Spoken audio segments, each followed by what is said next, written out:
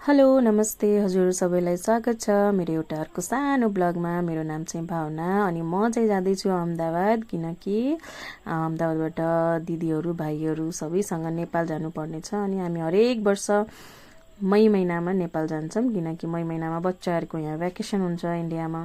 त्यही भएर हामी चाहिँ यहाँ बसमा जाँदै अनि त्यसपछि यता चाहिँ अहमदाबादमा मेरो सासू ससुराको पनि घर भएको हुनाले जनै अनि मुण्डनको कार्यक्रम पनि थियो। त्यही भएर बुढा एक दिनको लागि छुट्टी आउनु भएको थियो अनि यहाँ चाहिँ हामीलाई बसमा लिन आउनुभयो। अनि फटाफट घर गएर खाना खाएर छोरीलाई घरमै राखेर म र बुढा निस्क्यौँ बाहिर सपिङ गर्न। मलाई नेपालको लागि अलिकति सपिङ गर्नुपर्ने थियो अनि फटाफट सपिङको काम सकेर घर आएर छिट्टो छिट्टो तयार भएँ म, किनकि यहाँ सङ्गीत थियो है। जनै मुण्डन भनेको विवाह जस्तै हुन्छ, यहाँ सङ्गीत थियो। सङ्गीतमा यहाँ चाहिँ गुजरातमा गरबा गर्ने गर्छन्, मलाई त आउँदैन। अनि यहाँ चाहिँ मेरो बुढा आमाजू दिदीहरूसँग गरबा गर्दै। Thank you so much.